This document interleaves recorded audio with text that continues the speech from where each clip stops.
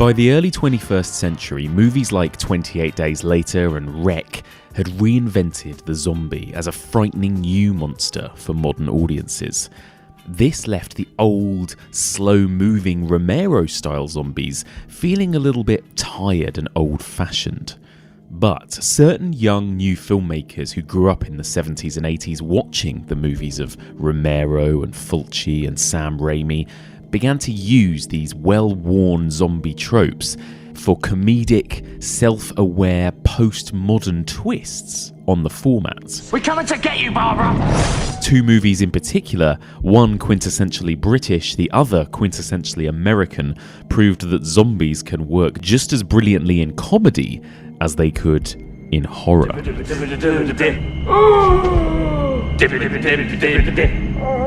Join me as we continue exploring the evolution of the zombie movie, and we discuss two classic zom-coms, Shaun of the Dead and Zombieland.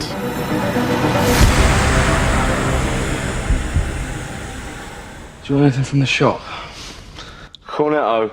Welcome back to the evolution of horror. My name is Mike, and as ever, I am your host. If you're tuning in for the first time, then welcome. In this podcast, we explore and dissect the evolution of the horror genre by looking at particular subgenres across several weeks. We are currently in the middle of exploring the evolution of the zombie movie, and this is part 16, in which we're going to look at these two really, really fun, classic, comedic zombie movies, as the intro suggested, Shaun of the Dead and Zombieland. We're going to be talking about both these movies in spoilerific detail. We will be discussing all of the funniest moments of these films. And, you know, if you haven't seen them, I don't think me and Rhianna just repeating and discussing and analysing some of the jokes is really going to do them justice. So I would recommend going away and checking out these movies in advance if you haven't yet seen them.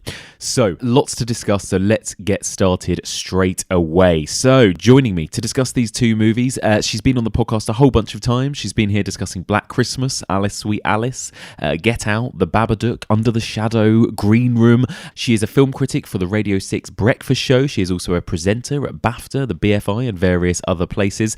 She is my girlfriend and hates it when I do these long introductions and I call her by her full name, but I'm going to do it anyway. Welcome back to Rhianna Dhillon. So weird when you say my full name. Stop it. Every time. Hello. How are you feeling? You're full of cough and cold. I'm ill. I'm so ill. Yeah, sorry if I have to sniff and splutter my way through this. Dedication to the cause. Exactly. So dedicated. So this week this series we're talking about zombie movies. You were here last time talking about folk horror, which you weren't the biggest fan of, even though we enjoyed talking about Get Out and Green Room. Oh yeah, Get Out and Green Room were brilliant. I loved both those films, but folk horror in general, because you sort of loosey-gooseyed the rules a bit about folk horror to include those, because generally films like The Witch just do not do it for me. So zombie films, I was quite excited about because I've always found them really terrifying, but actually quite engaging, and they go along quite a good pace. So I was quite up for talking about zombie films. Yeah, it's interesting. I wonder if it's something to... Because you're not the biggest horror fan in general, probably. No, you've made me more of a horror fan. Yeah. Over the past 4 years, you sort of like drummed it into me. Yeah. And you like the ones you like, but also you're not a huge fan of kind of all horror films. But I wonder if there's a connection... Because I think a lot of people that aren't necessarily as big a horror fan as me also still like zombie movies. Because I think zombie movies cross over into action sometimes, or comedy, like we're going to talk about this week, and that kind of thing. And I guess they concentrate a bit less on being just scary. Yes. And I think when it's done well, you kind of see... you see like humanity in its best and its worst. Definitely. And so I think like I was a little bit upset that I wasn't the one to talk about 28 Days Later, because that is one of my favourite films, hands down. Yes. I think it's incredible. I didn't think it was one of your favourite films. I know I would have thought of you, but I know for a fact that one of the films we're talking about this week is actually one of your favourite films. So it's weird. Yes. That, two zombie films have made it, but I think with 28 Days Later, is it Danny Boyle that insists it's not a zombie film, which is hilarious. Yes, a little bit snobby of him, but yes. But you can sort of see what he means in certain acts of that film. And I think, but with the films that we're talking about today, they completely embrace the zombie genre and Yes. sort of send it up and I don't know, invert it a little bit, do all sorts with it. So that's what I really like about that. I like it when films play around with the genre while still respecting where it came from. I guess. Definitely. I think it's like they're very lovingly sort of poking fun at zombies. Yeah. I think, aren't they? Yeah. And I think we really the zombie movie started with George Romero and Night of the Living Dead and those types of movies, and then they have changed a bit through the 80s and 90s and some of the other ones we've talked about. But I think these movies specifically go back to kind of celebrating Night of the Living Dead and those kind of like slow moving, shuffling, end of the world zombie scenarios kind of thing. Yeah. Cool. So let's begin then. We're going to start by chatting about Shaun of the Dead from 2004. Do you ever think that modern life is not for you? Do you do the same dead-end job every day? Is your love life dying on its feet? To a wonderful mum. Have you ever felt that you're turning into It's the end of the world. a zombie?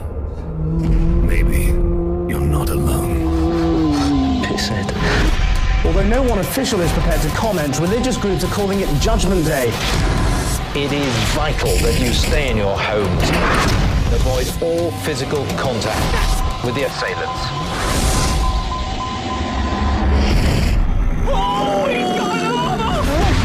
So, what's the plan? Bash him in the head. That seems to work out. Why have we got to go to Lizzie's? Because I love her. All right, gay. Do something! Wait there. Hold it there. Okay, so it's about a normal bloke living in London with his best mate, and he breaks up with his girlfriend, and like the sort of day that his girlfriend dumps him, there is a zombie apocalypse outbreak, which I don't think is never really explained. Yes. But I think towards the end they talk about it maybe being infected monkeys. Do they talk about that? On the news, there's a sort of, in the background, you sort of hear this thing about infected monkeys. Yes. Which I think is a throwback to Well, other zombie films. no, I mean, it might be a throwback to 2 years earlier to 28 Days Later, but there's not many zombie movies that have that kind of... I'm probably going to be proved wrong now. I mean, Peter Jackson's Brain Dead in the early 90s starts with a monkey, but most of the kind of traditional zombie films, like the George Romero ones, they never explain. And it's more supernatural than biological. Right. So it's literally like the rules have changed. Okay. When you die, you no longer stay dead. I think they use the quote when God changed the rules, or Okay. or when there's no more room in hell, so the dead walk the earth. So it's much more kind of much more supernatural. Okay, yeah, this is definitely sort of passed on through biological means, because it's all about when you get bitten. Well, it's interesting, isn't it? Is that... But they also do mention... We'll get into this probably in more depth, but they also mention the dead are coming back to life. That's what the news announcements say. Yeah, so it's not just like a 28 days later. That's true, but we don't know how... We don't know if it's... How dead they are. Yeah, or we how don't know if they- they've just died and have died from an infected zombie yes. bite or whatever, because you see loads of people around looking really ill and that's pale. true. We don't see anyone just die from natural causes but then become a zombie, do we? I think you in the see... film? I'm getting confused now between films, but I think you do see like a corpse in a body bag start wriggling. Yes. But you don't see Don't know how they died. They might have been bitten. And I don't know if you actually see them rise from graves. Obviously, if they've risen from graves, then that changes it. But I don't think you do see No, that. there's no rising from graves. And there's one moment when they run over a guy in their car. Yeah, And again, we don't know whether he was a zombie before they That's hit a really good they point, hit him. actually. Yes. I always assumed it was just when they were bitten, but you're right. He But does just... I think the film does want us to think that, doesn't it? Because they go, oh, thank God, when they see that he's a zombie. As yeah. if to think, oh, he was one already. Yeah. But you never know 100%. But yeah, you're probably right. It's probably a biological, if you get bitten, you turn, as opposed to just from now on, if you die, you come back to life, Yes. which is what The Walking Dead is and what George Romero's films Right, were. okay. But- I've never seen The Walking Dead. Oh, you're not So- missing much. I love that you've acted surprised then. You know this about me. Every time you watched it, I'm like, ugh. I'm always quite surprised because It was just one of I those- think it's your sort of thing in a weird way. And also because I'm obsessed with Andrew Lincoln. You love Andrew Lincoln, and you like you two of your favourite movies are 28 Days Later and Shaun of the Dead. Well, I think just because I didn't get into it right at the beginning. Yeah. Probably because I didn't have whatever channel it was on. Yes. And then it just felt like way too late to start to get into it. Yeah, I just couldn't be bothered. And the problem is it's now run itself into the ground. But you know, I'd recommend one day, if you ever want to, watch seasons 1 to 3 or 1 to 4, basically until up until David Morrissey leaves the show. It's brilliant. Okay. Good to know. So, Shaun of the Dead then. First, we kind of hinted at this already, but what do you think of Shaun of the Dead? Do you like it? I love Shaun of the Dead, and it does hold like quite a special place in my heart. So I remember, it's probably like one of the first horror films that I bought myself, because it's just like I wouldn't have. I hated horror. Yes. Growing up, I was very, very, very scared of everything. Yeah. And so my brother used to like talk to me about all these horror films, and I just be like, blah, blah, blah, blah, you know, like I just couldn't bear hearing him recount Hostel or whatever, or Saw. And so then, but when I saw Shaun of the Dead, I don't know what appealed. I think just because it just sparked my imagination. It was a funny name. Didn't get the whole Dawn of the Dead references. You know, that wasn't my thing. Oh, wait, well, you didn't even think that Shaun of the Dead was a play on Dawn of the Dead? Well, I probably got the Dawn of the Dead thing, but I had never seen Dawn of the Dead, so I wouldn't have understood any of the references to it. Sure. When Shaun of the Dead first came out, and I like bought it at a garage, like a, you know, on the M25 or something, like going up to see my uncle. Yeah. And I had it on, I watched it for the first time on like my mini DVD player that night, and I liked in bed, and I terrified myself but also loved it. Yes. Like I don't know why, I love that I was terrified by it as well, because it's not scary. Well, you know, if you're young. Yeah. I mean, I was 15. Well, you are a wuss. I know that for a fact. but I still remember sitting there like watching it and like keep wanting to watch it and finding it so brilliant and being like, I haven't really seen this kind of comedy before. Yes. And then when I got my job at Radio 1, one of the earliest things that we had to do was just to say what our favourite film was. Yes. And I said it was Shaun of the Dead. And like just a year or earlier that year or the year before, Shaun of the Dead had been voted like the second favourite film for Radio 1 listeners. So I think that sort of piqued their interest that I was, you know, on brand with what they were trying to do. So you got your job as a Radio 1 film critic partly because of Shaun of the Dead. You have this movie to thank for your career. Exactly. And I remember telling Simon Pegg that when I got to interview him, finally, you know, it was like meeting my hero, and that was really exciting. He was so lovely. Yeah, so I have a huge soft spot for this film. So I think it is all about, I remember saying this at the time, it's all about Nick Frost and Simon Pegg's duo, their partnership, which is just so funny, and the way they play off each other. And I don't think I'd even seen Spaced when I was 15. Yes, I saw Shaun of the Dead before Spaced. Yes. It led me to track down Spaced. Exactly. Yeah. And so it wasn't something that was already an in-joke. I didn't, you know, it was coming at it completely fresh, but it didn't feel very in-jokey. It still felt very welcoming and everything. It was just so much fun. Yeah. So much fun.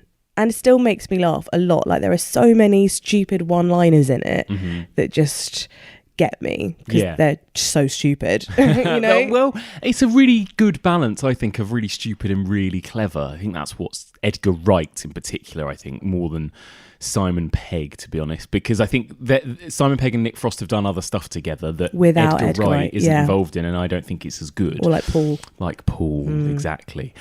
Whereas Edgar Wright, you know, even if you look at the stuff he does without them, like Scott Pilgrim and Baby Driver, I just love Edgar and even Wright. Ant-Man. And well, yes, I mean, debatable as to how much of that is him, although it does look very Edgar Wright, doesn't it? Yeah, which is probably my favourite kind of non-big Marvel, like standalone Marvel movie. Yeah, definitely. I kind of probably came at it as a teenager in the exact polar opposite way to you, because I only loved hardcore scary movies at this point when it came out, and I remember kind of being very at the title Shaun of the Dead, because I always think, you know, by this point we'd had the scary movies, and there was another terrible horror parody called like Shriek.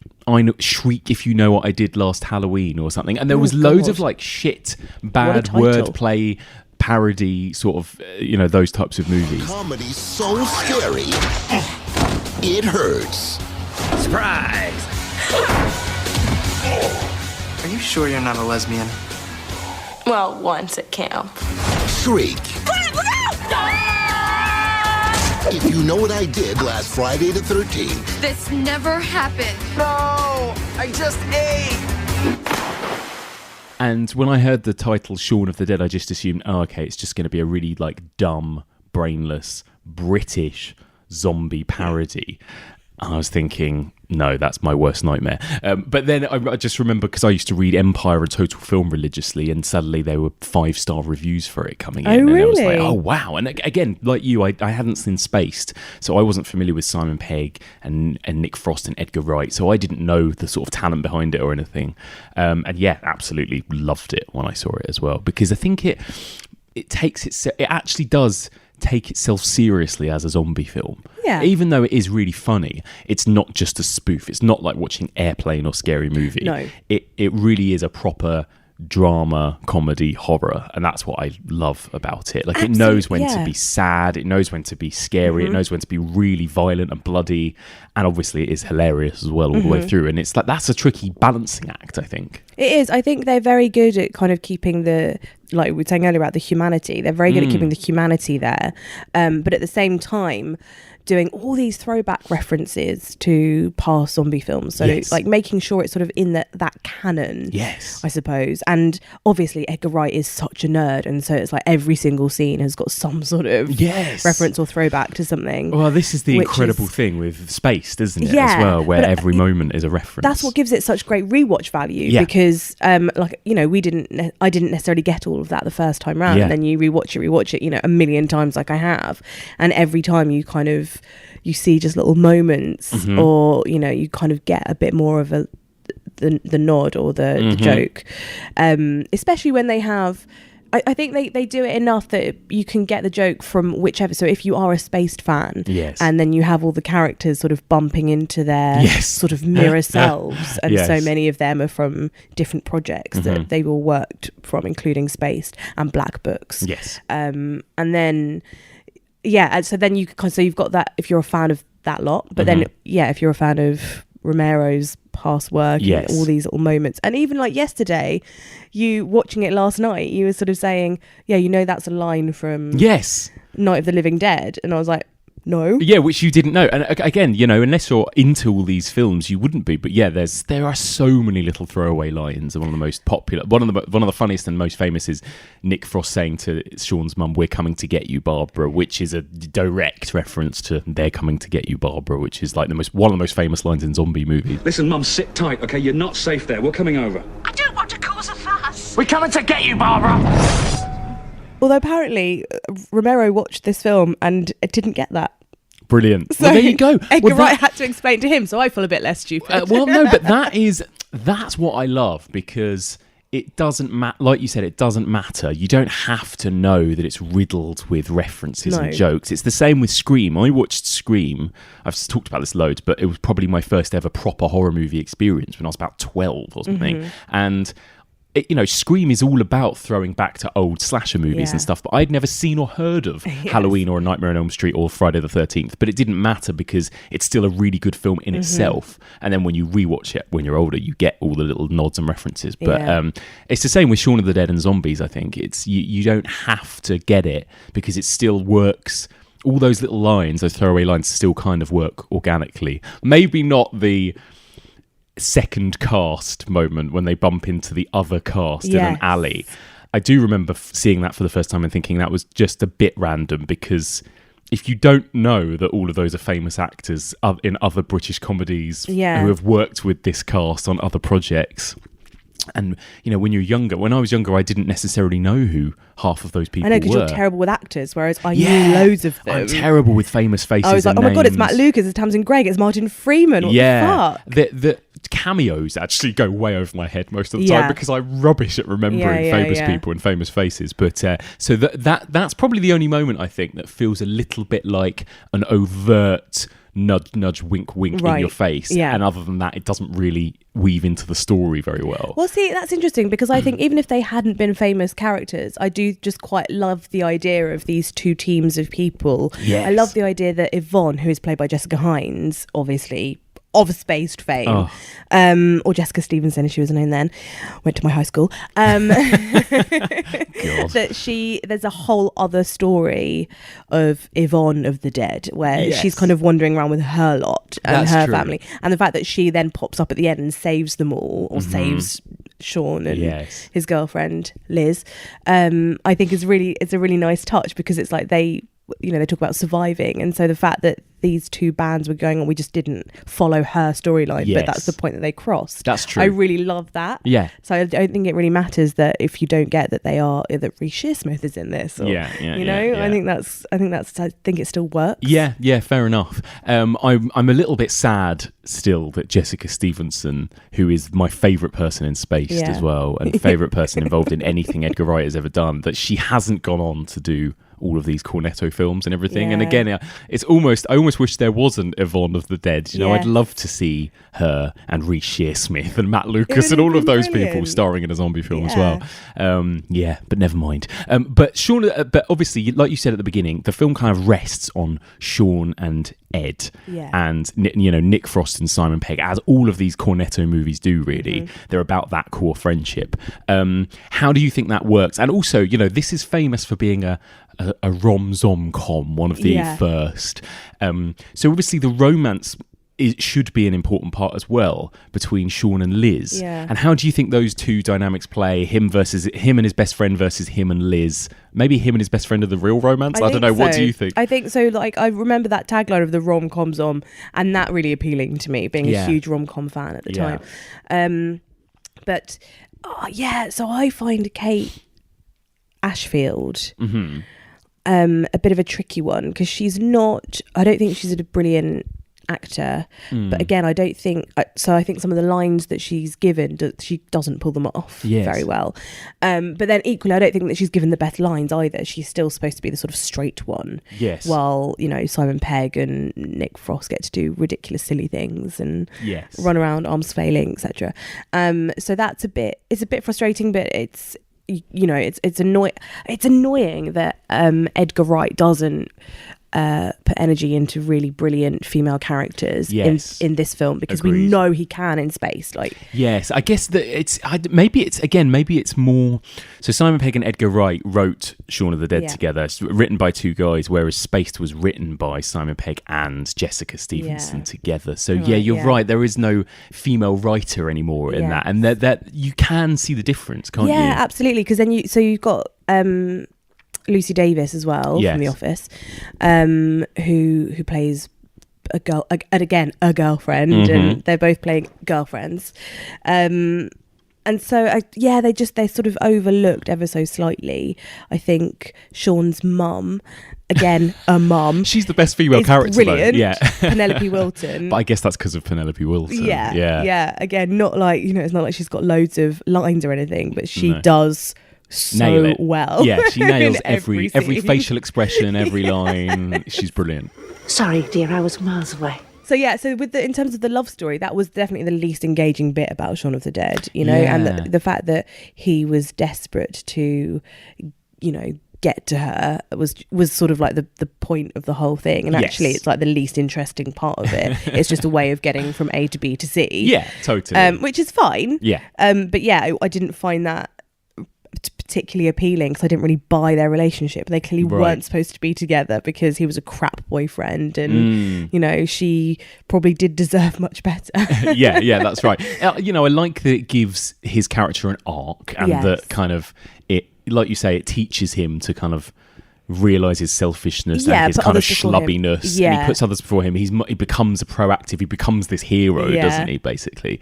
I like schlubbiness. Schlubby. He is schlubby at the beginning. Schlubby. They're both schlubby, aren't they? But yes, you can tell that all of their love and energy goes into the bromance element, and that is the case with all three Cornetto and it is movies. So much more fun to watch. It is kind of, because it feels more natural and real. And he really sticks up for Ed. In front of like Pete and Liz, and he, and Ed's always kind of got his back on his own terms, though. Yes. There's that great bit where in the garden with Mary, the supermarket attendant, who he sort of pushes over and has a huge hole in her and everything, and lumbers towards him, and so I think she tries to attack him, and then Ed goes to get a camera to take a picture. That's amazing.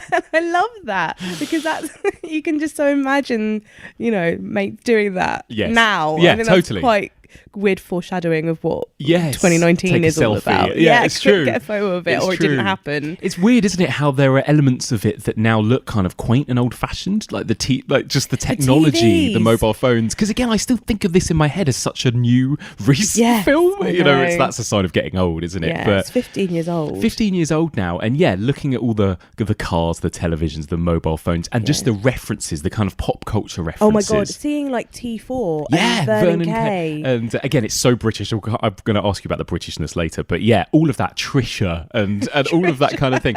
And in some ways it's really dated, in other ways it hasn't at all. But I love all of that. Oh my God, the British chat shows, I've forgotten. Just going back to Nick Frost, because I do think he's brilliant in this as well. And we should say Nick Frost and Simon Pegg, I'm sure most people know this, but they obviously have been best friends in real life and were at this point. It's not like they were just cast together. No. Nick Frost didn't even come from an acting background, so they started together in Spaced. Sorry to keep harking back to Spaced, but it feels like it's kind of inevitable when you talk about this. But they were cast together in Spaced, and Simon Pegg sort of said to Edgar Wright, "Look, I've got a mate who could do this character really well," and Edgar Wright was sort of said, "Okay, has he had any formal training? Has he been to drama school? Has he appeared in anything?" And he's like, "Nope, but we went to uni together and he's really funny." And Edgar Wright was really like, okay, like casting this random guy, Nick Frost. And obviously he turned out to be brilliant. And Shaun of the Dead, I think he really, even more so than Space, kind of comes in. I think it's a really good performance. I think it's his best performance. It's his best out of all of the trilogy, out of the whole Agreed. trilogy. And even as Mike in Spaced. Yeah. Everything is, including Cuban Fury. Terrible movie. Poor Nick Frost, cute Fury. Bless him. No, but I love him in this. I think I absolutely agree with you. I think it is definitely his best performance, because he's allowed to kind of be a bit naughtier. I think when he's got a twinkle in his eye, I think that's when he's the best. Yes. I think in Hot Fuzz, he's playing the sort of silly idiot, and it's sweet and it's endearing, and you like him, but he's not naughty. No. And I love that naughtiness about him. And then so didn't work in The World's End when he plays the straight guy. It just doesn't work. No. So just having him just being a dick all through this, right at the beginning of the film, sets up his character with, "Would any of you cunts like a drink?" And so immediately you know that he's a massive wanker. It's a really great way of doing that without any exposition. Definitely. And even I was looking at it again, because I've seen it a bunch of times, but just looking at his posture in that film, and just the way he holds himself and his facial expressions and everything about him, is so different to when you see him as Mike in Spaced or in Hot Fuzz. And I do think actually, he is a much better actor than maybe we give him credit for. But I think he's particularly good when he's alongside Simon Pegg and Edgar Wright, and he's kind of in his comfort zone, isn't he? And I think it's the same with all of them. I don't mind Simon Pegg, actually, but, and he's obviously been in Star Trek and Mission Impossible, and he's like a big Hollywood star. But he's never quite as good as when he's with his mates, and he's doing this kind of stuff with Edgar Wright and Nick Frost. Because their comic timing together works, and that does come from years of knowing somebody, I think. And again, it's all the sort of little facial expressions in between that just make you crack up without, and you don't need to know anything. Okay, what about John then? He's North London Mafia. It's true, Big Al says so. Yeah, well, Big Al also says dogs can't look up. Think about it. Andy with a blade, gruff demeanour, Bernie the trophy wife. He's connected. Why do you think there's a rifle above the bar? Because the pub's called the Winchester. Exactly. See? You don't need Liz to have a good time. Oh, I don't, man. No. No, hey, look at me. Can I just say one more thing? I'm not going to say, there's plenty more fish in the sea. I'm not going to say if you love her, let her go. And I'm not going to bombard you with cliches. But what I will say is this. It's not the end of the world. I think in this film, more than any other, they really get the characters perfectly nailed down. The casting is great. with the kind of the main two. They've completely got what they bring to a film. Definitely. And then they kind of went off the boil slightly after that. Yeah, although Hot Fuzz is still incredible. Yeah, it is. It's probably better than Shaun of the Dead as a film as a whole. I think Edgar Wright evolves, and I think Hot Fuzz is maybe the better made film in some ways. But yeah, Shaun of the Dead, you're 100% right with what you just said. I think they're all playing to their biggest strengths in this, aren't they? They're all doing what they were born to do almost. You said that much more succinctly than I did. Sorry. No, it's true. I mean, it just made me realise it's true. I think that's what makes it work. And even just like seeing Shaun walk from his house to the corner shop. Oh, it's brilliant. It's just a tiny unbroken Love scene. those tracking there are shots. There's no cuts or anything. And he does it twice. Once, when people are alive around him, and once when there are zombies. And he's so oblivious both amazing. Times to whatever is going on. He nearly gets run over the first time. He nearly gets bitten the second time by a zombie. Doesn't realise. Just thinks it's someone asking for money or whatever. He's so good at playing that sort of normal bloke. Yes. But it's really rare to see that done well on screen. Yes. Because people always overact it. It's very hard to do. It's so hard to do. I think Ricky Gervais is good at it as well. And actually there's an element of Ricky Gervais about this, isn't there? I think. I was thinking about it, and I'm sure that was connected. They've been in each other's projects before and things like that, and they all come from that same almost kind of generation, because The Office was only about 2 years earlier than this. Yeah, and of course Lucy Davis, known for The Office. Lucy Davis, and exactly. Martin Freeman. And there's again, all this big kind of club, isn't there? And it's that very similar. I think Ricky Gervais doesn't quite pull it off as well these days, but like that very similar balance of like laugh out loud funny and biting humour and sentimental kind of, and tears and sadness and heart in the middle of it as well, that both of those comedians try and do, don't they? And again, Ricky Gervais is so good at just being that Ricky Gervais normal bloke, kind of a bit pissed off at the world, and but also, totally normal, like stuttering a bit and messing up a bit, and very natural. And that's very hard to do well, very, and frustratingly so. you know.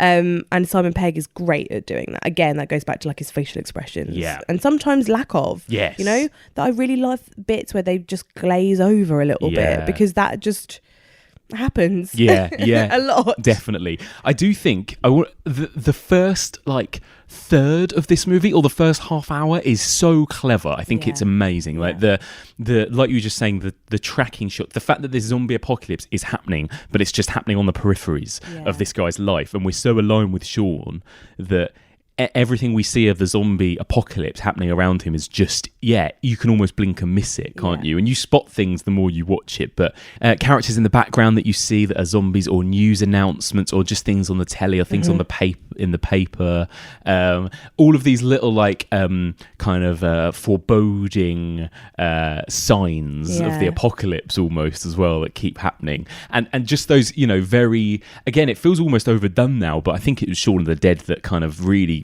brought this into the fore, this idea that it's like people are like zombies, zombies are us. And at the beginning, obviously, Shaun is listening to Zombie Nation, and everyone is on the bus looking like a zombie, shuffling around in London, commuters, businessmen, homeless people, whatever it might be, all kind of like shuffling their way through life, doing the same routines, doing the same thing. And that's something that definitely is part of Dawn of the Dead, which was set in the shopping mall, where these zombies still find themselves trying to get into us, like mindless zombies, like consuming products and wandering around shops. And it's there, and it is kind of doing the same sort of thing, but really in a clever new way, I think. I think every time Shaun gets sort of close to listening to something about the zombie apocalypse, or gets close to finding out something, or seeing something, or observing something, there's a brilliant reason why his thought is interrupted. There's always a cut immediately, like an interruption or a cut or whatever. That's right. So like there's a bit where he's showing someone on the TV in like his version of curries.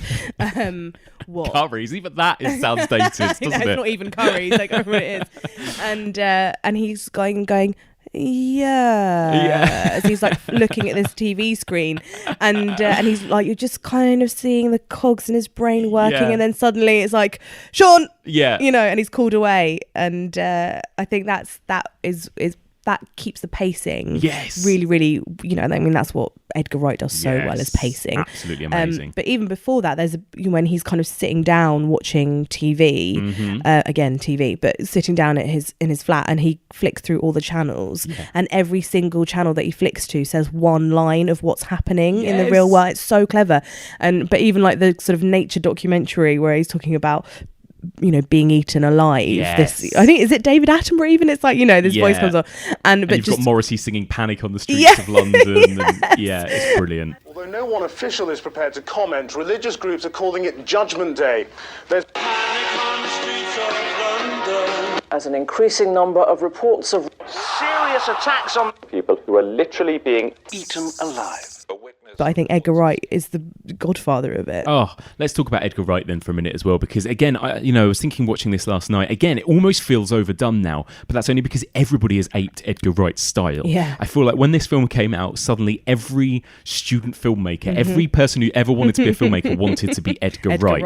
I remember, want to be Edgar Wright. how many student films do you see where there's like a fast-paced montage of somebody making a cup of tea or doing drugs or whatever it might be, that kind of boom, boom, boom, quick cut noise montage, and kind of swishing panning shots that cut between scenes and all that kind of thing is an amazing style. And I find his films, like with Baby Driver, there's something so satisfying about them. It's like watching a brilliant piece of music or rhythm or something, isn't it? Like everything kind of cuts together so beautifully, satisfyingly, I guess. It really is like a treat for all the senses, your eyes and your ears, and how everything matches up, and just that sort of precision is really satisfying is the word, because you don't really get that kind of well-being out of someone flushing a toilet normally, exactly, but just the fact that it matches up so nicely and again keeps it moving, so it can make even like the most dull thing seem really fun and fast-paced and exciting. And I think, most British rom-coms, you get some very good ones and some very bad ones, but they're never particularly what you'd call cinematic, right? Whereas Edgar Wright's films feel like pure cinema. Like they are a complete kind of visual audio experience as well, which is what makes them, I think, so like rewatchable as well. It's clever because he's such a fan of cinema and he harks back to so many films, like too many to even notice each time. But yet he is somebody who has created his own style. So he's going to go down in history as one of the greats, I think. Definitely. But so interesting that that's kind of where he came from himself, was just, looking at being fascinated by all these other filmmakers and wanting to sort of do love letters to them in his movies, and by doing that has created his own style as well. Definitely. And again, it's a hard thing. I guess you get a few filmmakers, well, probably loads of filmmakers that start off that way as film geeks and film fans, Tarantino and Scorsese and even Jordan Peele now. And sometimes it works really well, sometimes it doesn't. Sometimes they're so obsessed with being Scorsese, like how many films that you're like, it's just a sort of Goodfellas wannabe, exactly, or you're too busy trying to nod to other filmmakers to actually tell your own story and that kind of thing. But then a few people get it so right, and I think Edgar Wright does, definitely. Interesting that he never seems to quite make it into the mainstream as well as we think he's going to. I think Ant-Man was supposed to be his big breakthrough, and then obviously that all fell apart. Baby Driver, I think Baby Driver was his most financially successful movie, wasn't it? And I thought that's going to really rocket his career, but it doesn't seem to have yet as well. So we'll see. It happened right on the cusp of the Kevin Spacey thing as well, when it came out. So I don't know if that made any difference to it. Honestly, I shouldn't have thought so, because I don't think many people do associate Baby Driver with Kevin Spacey. No. Whereas Edgar Wright, you're like, oh, what a perfect, like just that.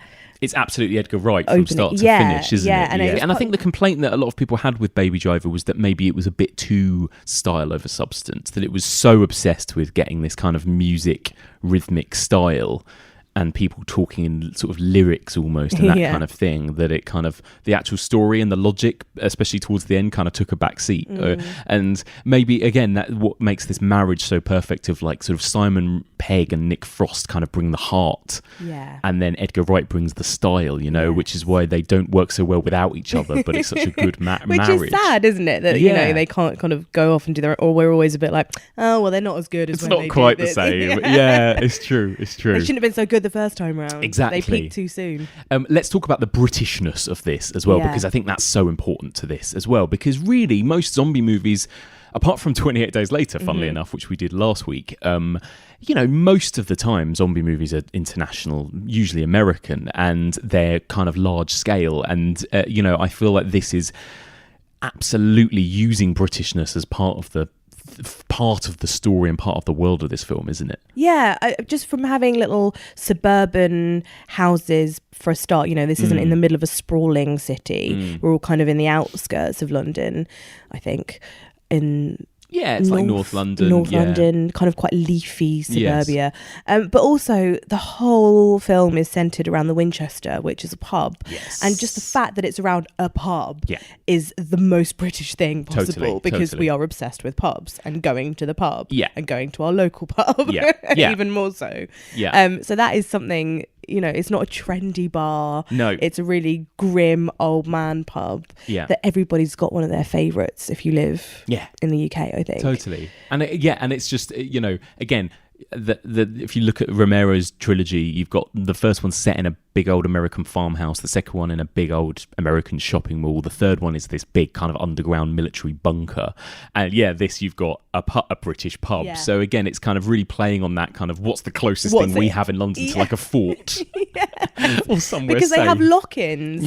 We see them in a lock-in at the very beginning, which is so old school. I know, just the idea of a lock-in. I know. And smoking in the pub. Yeah. All these kind of brilliant moments when they're, drinking pints and they've got like what are they called? Oh, yeah. Pork. They've got like basically pork scratchings, yes. hog lumps or something. Yes. Which are revolting. Yeah, they are horrible. They are the worst thing ever. Don't ever try them if you haven't. Yeah, it's all of the classic pub elements come into play. Also the arcade games. So what I really liked about was right at the beginning when Nick Frost said, "Can I get any of you cons a drink?" He's playing with a slot machine. Yes.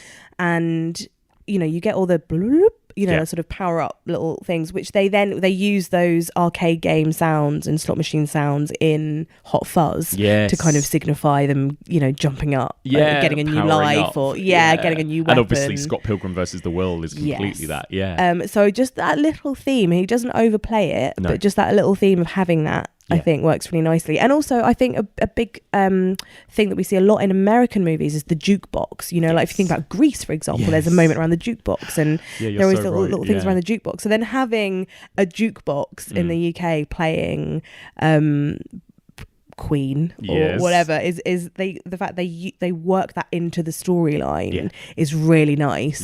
It's a really nice nod to all those other kinds of American films as well. Yeah, definitely. And we've talked so many times on this podcast about zombie movies tend to be this kind of this scenario where you sit down with your friends and you go, where would I go if this happened? What would I do? What would my plan be? And again, it's that it really brings that home, especially for us because we live in London and we're, and it's like, would that work going to your local pub? And the fact that, like you say, every element of the pub is used in some way. So the jukebox, the pool table, the pool cues, the Molotov cocktails. Yeah, the Molotov cocktails, the darts, the dartboard, the gun, the vintage gun above the bar. The drinks themselves, the snacks, the cellar, the beer cellar, the trapdoors. Every element of like a classic British London pub is in some way weaved into the story and used in some way and utilised, which is really clever. It's great, and even them just sort of like sitting around waiting for Shaun to come back after he's sort of led the zombies away. It's just like that sort of classic. Just sitting in the pub on a Saturday night waiting for something to happen. We've all been there. That slightly depressing. Oh, we're just sort of here because for the sake of it moment. And the fact they've worked that into the storyline is great. Definitely. And I think also the difference between classically us in America, there's the I don't know, everything is downplayed a bit in this, which is really funny. There's this kind of like keep calm and carry on, stiff upper lip kind of vibe, especially with Shaun's parents. So Bill Nighy and Penelope Wilton, and Bill Nighy has been bitten from the first moment we see him basically, and he's like, I'm perfectly all right, it's just a scratch and blah I've run it under cold water. I put it under a cold tap, Barbara. It's just so great. good. And even the mum is like, yes, they were a bit bitey, but there's this like quite sad moment when Bill Nye's character dies in the car. Yeah. But they just kind of have to move on, and like, I don't know, there's something again that feels kind of quite real about it. He sort of tries to have a moment, doesn't he, with Shaun? Yes. A sort of emotional moment while Ed is sort of smashing into zombies in his Jag. Yes. So you've got that contrast between what's happening in the outside world and then him just trying to take this time to tell Shaun that he does love him. Yes. And it's just so like painful because you're like, oh, a father talking about his feelings. Terrifying.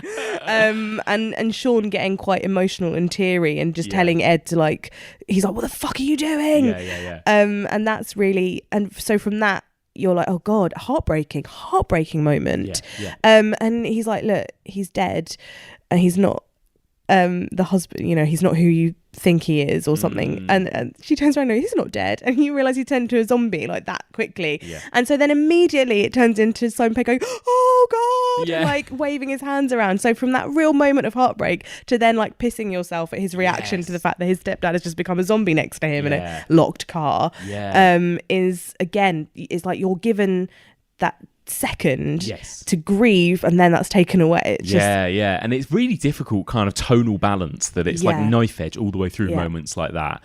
And when the mum dies and then when Ed gets bitten, these are genuinely sad moments, but it only lets you linger on it for like a second before it has to move on, or it gives you a joke or something, doesn't it? Which is great. For Christ's sake, she's not dead! She's finished! For a hero, you're quite a hypocrite. You're the one that's gone from being a chartered accountant to Charlton Heston. I'm not a chartered accountant. Well, you look like one. Yeah. I'm a lecturer. You're a twat. Yeah. She's not your mum anymore. In a minute, she'll be just another zombie. Don't say that! We're not using the Z word! Please, can we just calm the fuck down? Finally then, let's talk about it in a kind of zombie horror context. I mean, we've said everything there is to say about the romance, the Britishness, the comedy, the timing, the performance, but ultimately it's a zombie film. Does it work as a zombie film? The blood, the violence, the horror, the makeup, the action, all of that kind of thing? Well, I think the way that they do it is they make sure it still follows the rules of a zombie film, so that you have to, the only way you can destroy a zombie is by like removing the head and destroying the brain, famously. And so the fact they've kept that in is that's their tick. This is a zombie film. But how they do that, they go around, all these roundabout ways of doing it, which includes like throwing records at a zombie's head and this kind of stuff, which you're like, it's weird.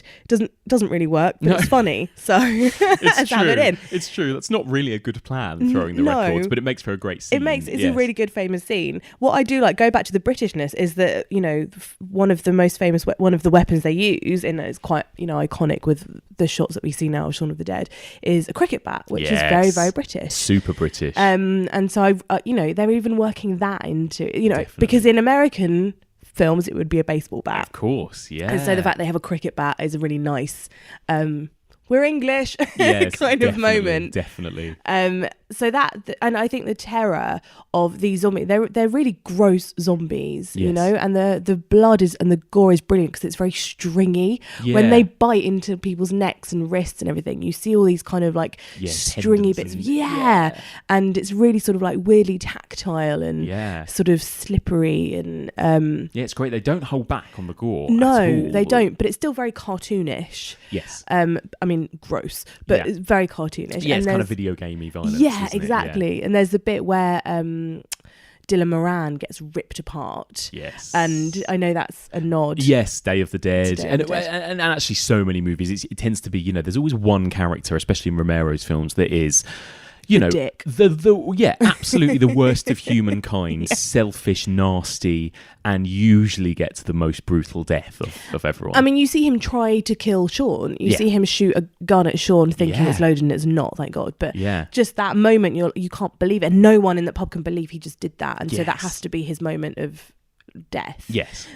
Which happens pretty immediately. Yes. So he's like ripped apart, and it's just so great. You see like Dylan Moran's sort of little face and his glasses just like slowly get ripped from his body, and his arms come off, and then Lucy Davis is like tugging at his leg, trying to bring it back in, pulls his leg off, and then uses his leg as a weapon to fight her way out through the zombies. Again, she's like, I'm coming to get you. He's obviously long dead, but she's still like, I think that's actually quite a sweet, like ridiculous but sweet moment of like, you know, I'm carrying on, I'm going to come and find you. And there's nice bits in the extras where they sort of do little cartoons of what happened to the characters afterwards, and she like, I think, lived up a tree and like feasted off his leg for a bit before coming down. amazing Like that, you know. Yeah, I love all that. I think it works really well. I'm glad, again, like we said at the very beginning, it doesn't hold back from taking itself seriously as a zombie movie. Do you think it needs to be scarier? Well, I don't think this film needs to be scarier, because I don't think that's what it's going for necessarily. And I don't actually think that zombie films, most of the time, that is what they go for. Sort of traditional, that kind of uncanny fright that you get in a ghost movie or whatever. I don't think that zombie films, most of the time, I think last week's films that we talked about, which are 28 Days Later and Wreck, are two of the scariest movies ever made, but they almost feel like an exception in the zombie subgenre. And a lot of the fear comes from humans in 28 Days Later, Christopher Eccleston, and that whole plot, I think. Yeah. And also just the fact that these things are so fast and ferocious, so there's a lot more jump scares and stuff, whereas these things, actually in Shaun of the Dead, they are so slow. They're slower than even Romero zombies. They're, you know, moments when, you know, Shaun and Ed have to get into Pete's car, and they kind of take a while, and there's all these zombies around them in the street, and it's like, in a lot of other zombie films that wouldn't happen. They would be dead by now. Even with slow walking zombies, there's no way they'd be able to just like hang about, unlock the car, get in while all of these zombies are right around them.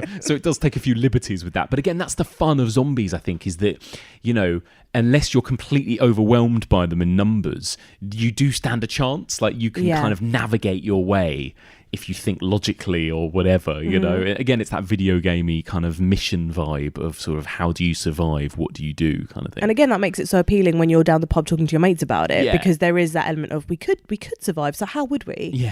Rather than just, you know, a nuclear bomb. Yes, exactly. Sort of thing. Exactly. So I like the zombies, and I like that they kind of ignore the fact that 28 Days Later was this giant movie that almost reinvented the zombie film 2 years earlier than this, in 2002. It's kind of completely sidesteps that and goes back to the traditional zombies. Yeah, there are still like these moments of possible jump scares where, you know, typically, like, one of my worst things in a horror film is the mirror shot, sort of over the shoulder mirror shot, where they move the mirror and then something is in the mirror just behind them, and they play on that. They do it twice, and the second time there is actually a zombie there, and that's horrible. Totally. I remember being really scared by that the first time. And you know, I've talked about Evil Dead in this series, and a lot of people, you know, made comments that Evil Dead are not zombies. You know, they are demonically possessed people that are coming back to life. Right. But essentially, it's still a zombie movie. It's still, you know, a band of survivors in one place. Moments where friends get turned and they have to kill them, and there's a lot of dismemberment and various other things. And Edgar Wright and Simon Pegg, I think Edgar Wright's favourite ever film is Evil Dead or Evil Dead 2, and you cannot ignore the influence of Sam Raimi. When you watch Evil Dead 2 especially, and it's like swishy camera moves, fast action kind of tooling up montages, groovy and all that stuff, it is completely where you can see where what Edgar Wright grew up watching as well. So again, just for all those naysayers that Evil Dead, you know, didn't belong in a zombie series, I think Shaun of the Dead also takes a lot from the Evil Dead movies too, just as much as all those Romero ones. But brilliant. So overall then, I mean, do you think, we've talked about some of the elements that have dated it slightly, only very superficial things, but other than that, do you think the film still holds up in 2019? Yeah, I do. Rewatching it last night, it had been a while since I'd seen it in its entirety, because it's always on TV, so you always watch bits. But yeah, seeing it from start to finish, it's those set pieces that work really well, and the things that date it, like we were talking about, are still make it charming. It's still like a little reminder for us, like, you know, you forget about Vernon Kay being on the TV. I used to work with Vernon Kay. Trisha. You know, and just that bit where she's like, what, you go to bed with it? It's just her voice. I'd forgotten her voice. So these are all like really nice reminders of what we grew up with, in the same way that Edgar Wright, Simon Pegg, Nick Frost grew up with. So it kind of bands you together with them. So it sort of, it gives it more of a nostalgia rather than dates it, I suppose. Absolutely. And Coldplay are in it, and you know, just little moments. And also Tyres from Spaced is a zombie in it, which is amazing. There are so many. I'm great just crossover. Biting my tongue from talking about Spaced too much, but yes, there are obviously things that follow on from Spaced jokes, and it all came from a zombie skit in Spaced, where he ate too many Twiglets and pictured everyone as zombies and all of that kind of thing. But love it. Okay, all right. Well, let's go on from a movie that is, you know, quintessentially British to, I think, a movie that can only be a very, very American zom-com. So this is Zombieland from 2009. Oh, America. I wish I could tell you that this was still America. But I've come to realize that you can't have a country without people. And there are no people here.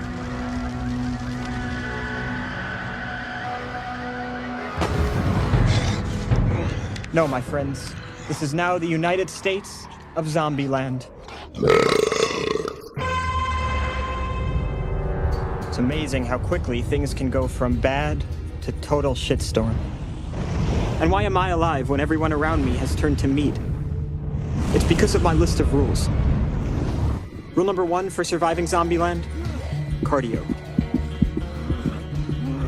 When the virus struck, for obvious reasons, the first ones to go were the fatties.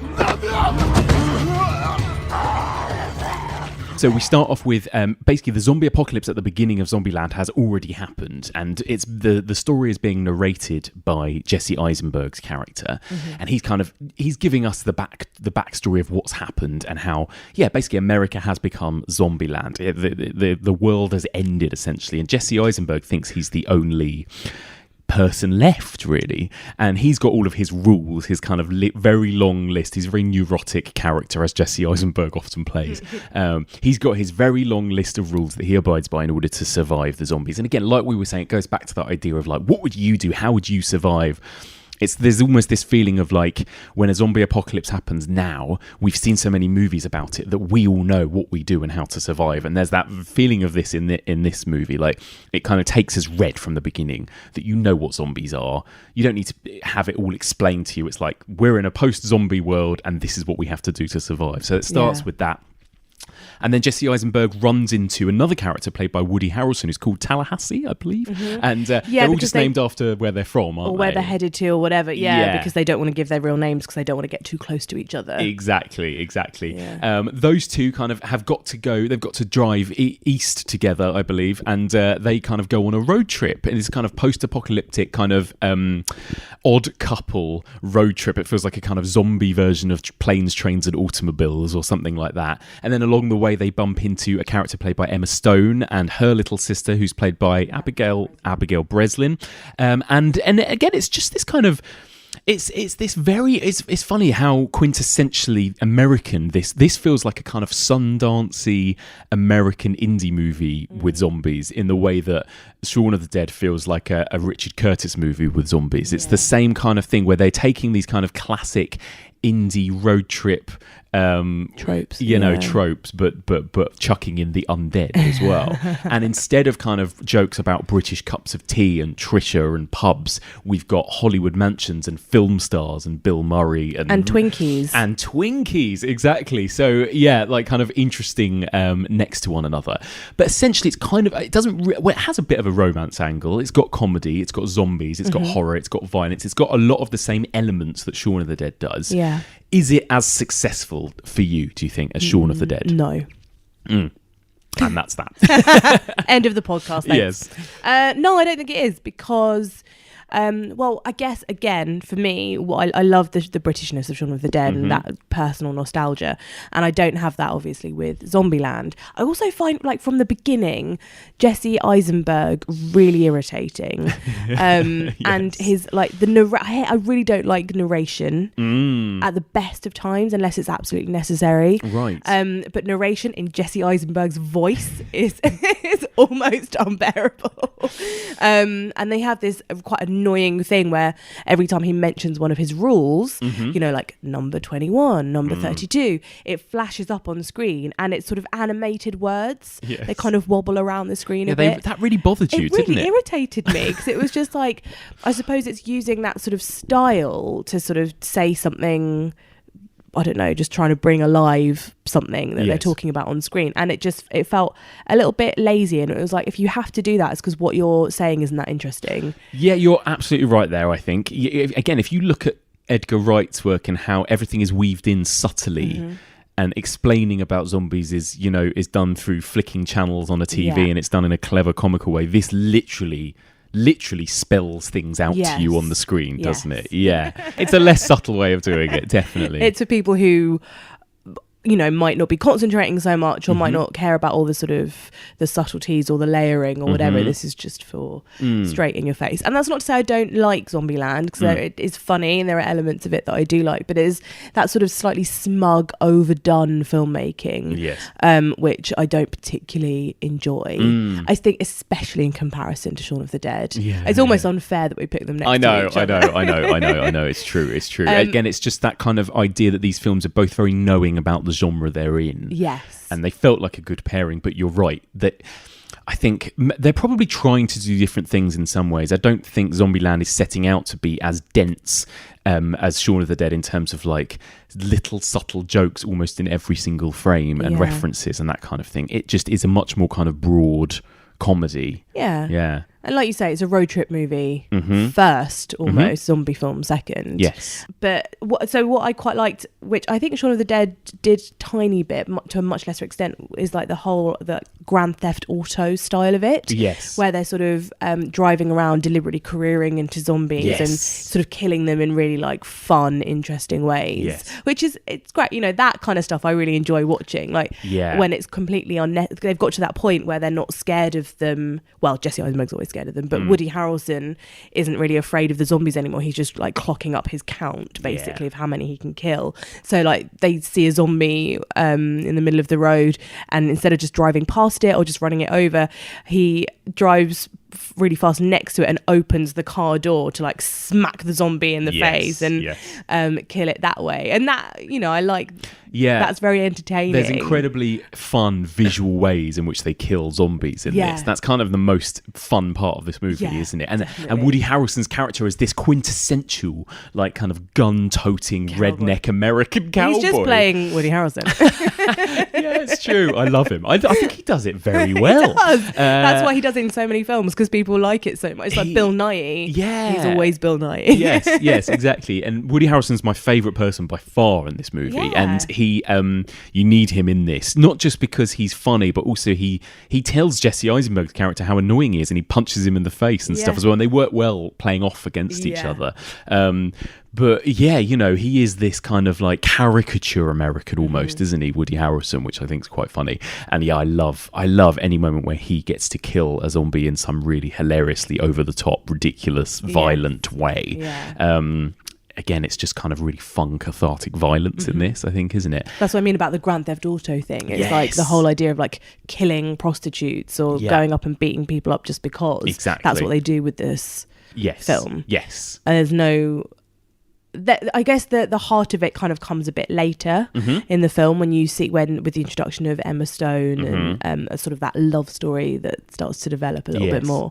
But yeah, I think that intro, and you also see Jesse Eisenberg dealing with his very first zombie with a girl who he thinks fancies him a bit, or she. Yeah. Oh, he's so creepy. His whole thing is that he really wants to brush the hair off a girl's ear. I actually really loved that. I know, it's brilliant. I think that's really funny because it's a brilliant insight into his character of just like, actually it's more about the intimacy and the tenderness of a relationship that he's really craving. Yes. It's not sex. Yes. And that says a huge amount about him. Yes. I think he's a virgin in it. I think they kind of play on that quite a lot.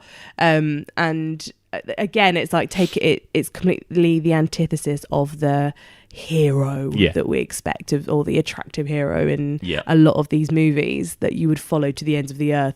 You know, I guess like Rick from The Walking Dead.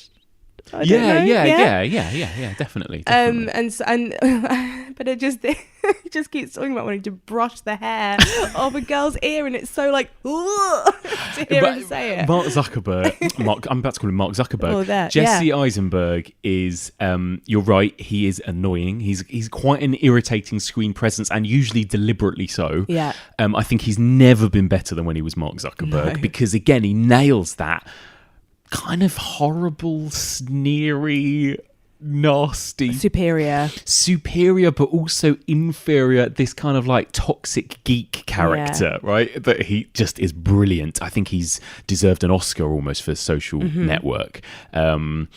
But yeah, I get that he's an acquired taste, and putting him as a hero in a zombie movie is quite a bold choice in a way, because it's like, oh, really, we've got to spend all of our time with him.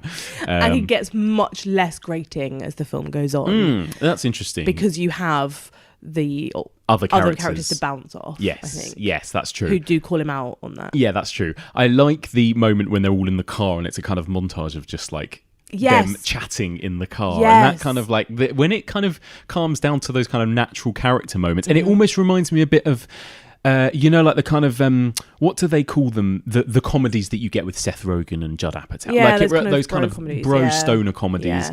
A lot of the dialogue reminds me a bit of that. Like, it almost feels semi-improvised, sort of back and forth. So it's not got that kind of really super razor-sharp wit that Edgar Wright's movie do, where every line feels like it's like there for a reason and has a joke and there's a rhythm to it.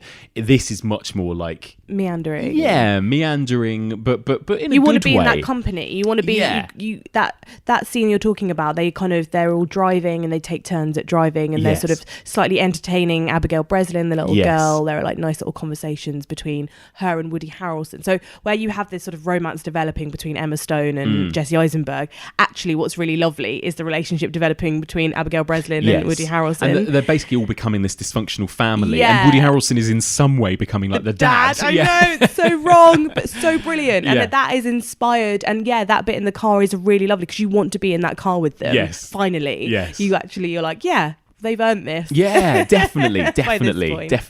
And I like that, again, going back to the British versus American, there is something quite fun about how big a scale this movie is on compared to Shaun of the Dead. And I love that we get to go to a massive theme park in the final act. Oh God, you were so excited about that. Well, I really am into theme parks. I know. I love I do not. Thorpe Park, Alton Towers, all those types of places. And I was like, how much fun? I don't know whether it's realistically possible. Like, if you were on your own, how do you kind of activate the ride and sit on it at the same time? Exactly, and stuff? you couldn't. You couldn't. It's probably. ridiculous.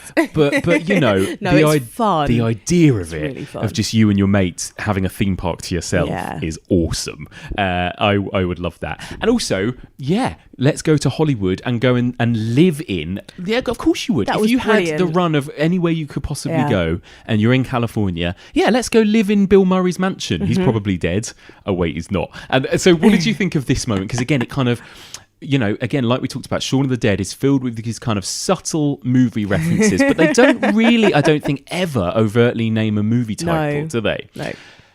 This movie is actually like, right, let me tell you why Bill Murray's brilliant. Let's sit and watch Ghostbusters. Here is Bill Murray playing himself. What do you think of that? And again, it's that whole expositional thing, which Shaun of the Dead doesn't do, where because Abigail Breslin is in this, she's the younger character that they all have to explain stuff to. Yes. So Woody Harrelson is explaining certain music or films or whatever, and then Jesse Eisenberg sits down with her and makes her watch Ghostbusters. Yes. And then he's like, so who are you going to call? The answer is Ghostbusters. Like, he literally says those words. I know.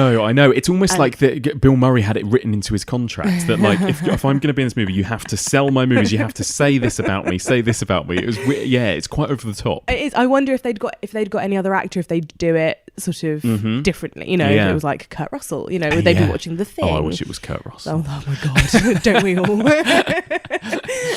But yeah, so Bill Murray, I know that you kind of find that a little bit like, again, with like the whole smug filmmaking thing. I find it a bit annoying, this. A bit on the nose. I think actually, weirdly, it kind of works for this because it is so in your face from top to bottom, so they can just about get away with having actual Bill Murray in playing himself. Yeah, do you know what? Rewatching it with you, it wasn't as annoying as I remember it being the first time I watched it.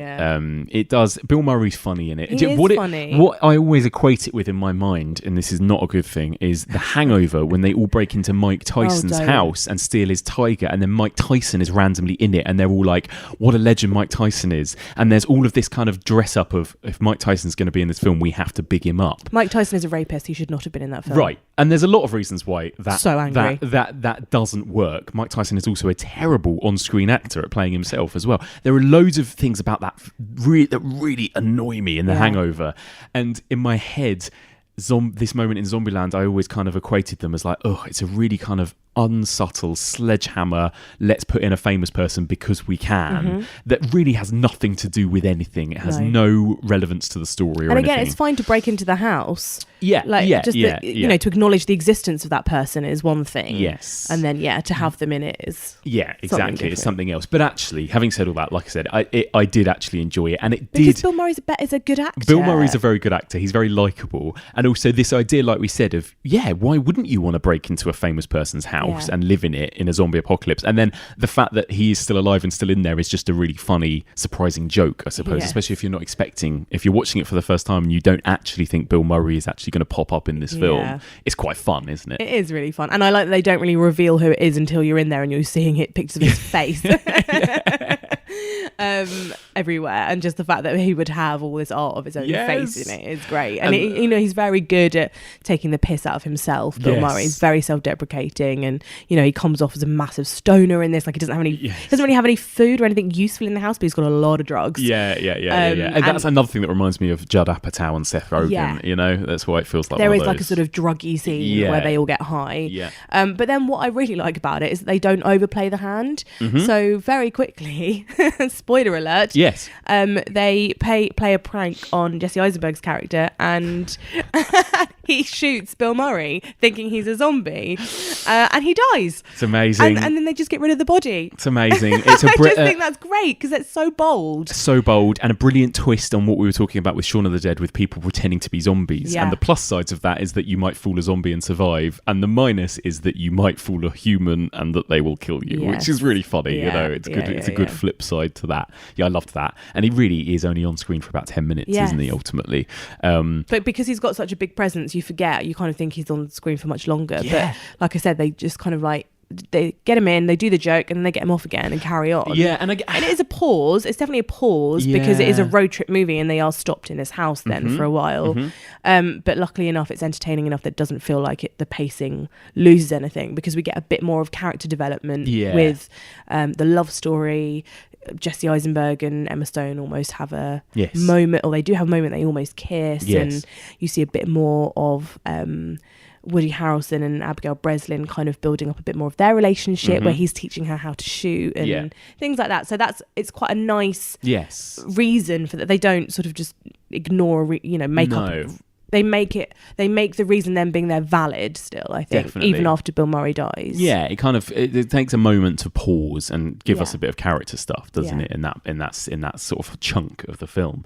What do you think of Emma Stone then in this? We talked about the others. Emma Stone's performance. Obviously, this is before she became this massive Oscar-nominated at least film star. She won for something, didn't she? She won for La La Land. Of course she did. Yeah. So this is before she became a big Oscar-winning star. She was just on the cusp here, wasn't she? This was after Superbad, and I think maybe Easy A had just happened as well, and this was when she was becoming a big deal. What do you think of her in this? Yeah, I think I know you love her, and I really like. Yeah, I think she's very good. I like that her character isn't too obvious. They play the damsels in distress. Yes. Much better female characters than Shaun of the Dead, right? Yeah. Basically to entrap these sort of of emotional males. That's what I really like about it. They kind of play on the fact that Abigail Breslin is dying from a zombie bite, and these men are like, oh God, I can't do it, I can't kill her, you do it. So that's how they do it. That's how they get their guns and their supplies and their cars, and they do it twice because these guys are stupid. So that works really nicely, I think, because they, immediately they're badass characters. They are very sort of witty and clever, much more intelligent. Like, you'd want to be on their side during the zombie apocalypse. Apart from when they do go to fucking Zombieland, when they go to the theme park and they think that it would be a really good idea to turn on all the lights and all the sounds of this theme park, which brings every zombie in like the county running. Yes. And I was just like, why have they done that? Yes. Why would you do that? Because theme parks are so much fun. It's worth it. Like it's making me splutter with outrage. It was just like the least logical thing to do in that moment. It's a stupid character move by far. And it doesn't make any fucking sense, apart from the fact that she wanted to give her little sister the chance to be a child. Which is sweet, but stupid. Yeah, it's true. It's totally true. It makes no sense. If you think of what a big deal it is that Ed accidentally turns on the fruit machine in Shaun of the Dead, and these guys light up an entire theme park and don't think of the consequences. Yeah, it's very true. But Emma Stone is, as always, has great comic timing, and actually makes you believe that she might fall in love with Jesse Eisenberg, which in the real world, she's so much better than he is. Yes, exactly. Yeah, it's true. It's true. I think she's entertaining, and again, I think Abigail Breslin brings a lot of the heart. Like Little Miss Sunshine is such a beautiful film. Well, again, and another dysfunctional family on the road, right? In which she's the youngest. Yes. Yeah. And obviously she's a bit older in this, and more powerful, nastier. Has had to be. Yes. But brings quite a lot to it, and I think it's that. Yeah, I think that whole idea of the dysfunctional family works really nicely with them all together. They all have their roles to play. Yes. And they're all endearing eventually in their own way as well. Definitely. And I've got to say, it kind of did slowly win me over, this film, actually, because you do get to know and like all of the characters really well, and it's not trying to be a masterpiece or the smartest film in the world, but it is a good, fun romp, isn't it, I think? So we should talk briefly, speculate, that there is a sequel. I think it's a little bit, it feels to me a little bit like passé. I feel like it's a bit too late to be bringing out a sequel to Zombieland. I don't know if anyone really needed it, but anyway. So why is this trend now of bringing out sequels so much? Well, it's the 10-year anniversary. That's all I can think of, is that 2009, now it's 2019. But anyway, we've got, so the synopsis, according to IMDb, for Zombieland Double Tap, that's its name. Oh yeah, because that's one of Jesse Eisenberg's rules. You have to double kill a zombie to make sure they're really dead. Columbus, Tallahassee, Wichita and Little Rock move to the American heartland as they face off against evolved zombies, fellow survivors, and the growing pains of the snarky makeshift family. So we've got Emma Stone, Woody Harrelson, Abigail Breslin, Jesse Eisenberg. We've also got Rosario Dawson in this. We've also got Bill Murray in this, and Dan Aykroyd, and and Luke Wilson. Of course he is going to be in this movie. So yeah, what do you think? High hopes for the Zombieland sequel? No, not really.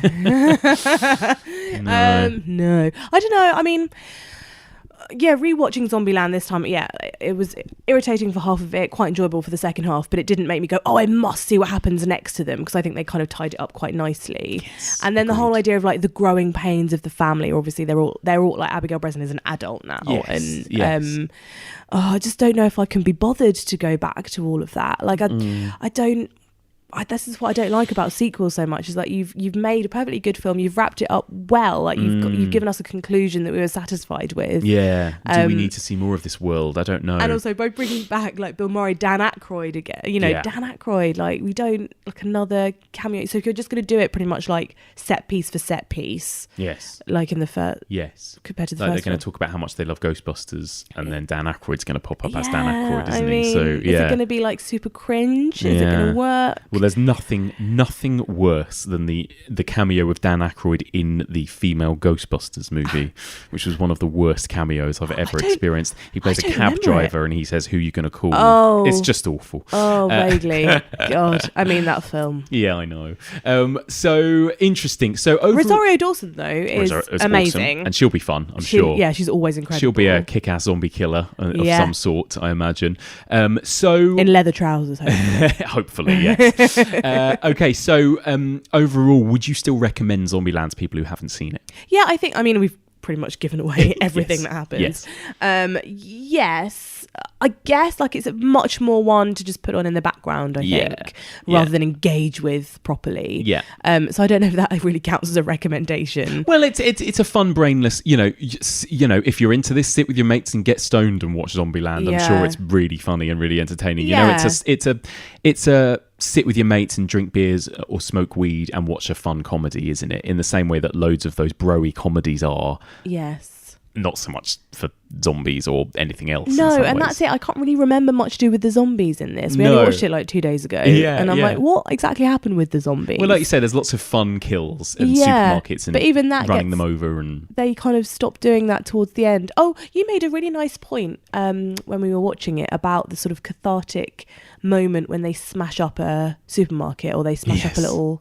What was that you were talking about? Well, something that we talked about it with 28 Days Later and various other things, this kind of wish fulfillment, I suppose, that you get with watching zombie films. Again, we kind of touched upon it already. It's that idea of what would I do? Where would I go? Mm-hmm. And this film feels like basically America's been turned into a playground, essentially. That's what it feels like, isn't it? So it's like, let's go and find all the Twinkies we can eat. Let's go into Hollywood mansions. Let's meet film stars. Let's go and have our own theme park to ourselves. And this movie is just full of that kind of fun wish fulfillment that we've probably all thought about since we started watching zombie movies with Romero's. You know, of like, what's the fun side of the end of the world, basically. And smashing up shops, throwing things, whatever it might be. And again, it feels like that is what this film is, right? It's this idea of like making the apocalypse fun, basically. You've got to find, the silver lining, I suppose. Yeah, exactly. Find the fun. Amazing. And so, I guess this is something I ask everyone at the end of this, and it kind of works with what we're talking about with Zombieland 2.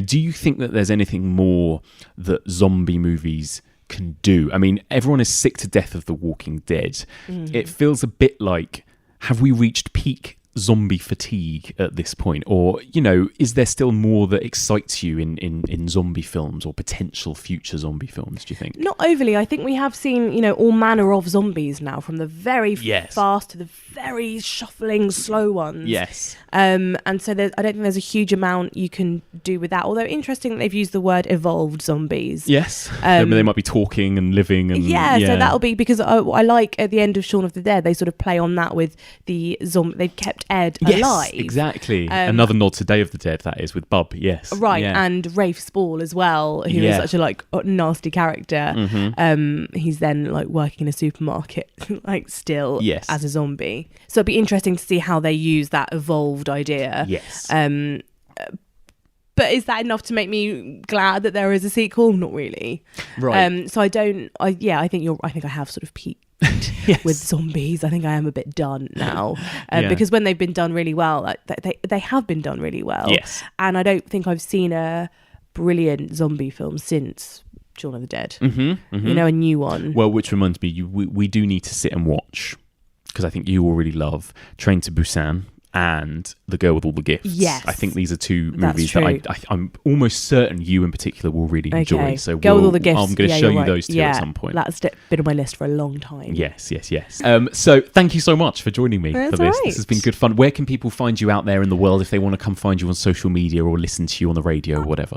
So I'm on Twitter at Rhianna.Dhillon, and I am on Six Music every Monday morning with Lauren Laverne at 9:30ish. Reviewing films, TV, streaming, that sort of thing. So do have a listen. Awesome. Thank you very much. Thanks.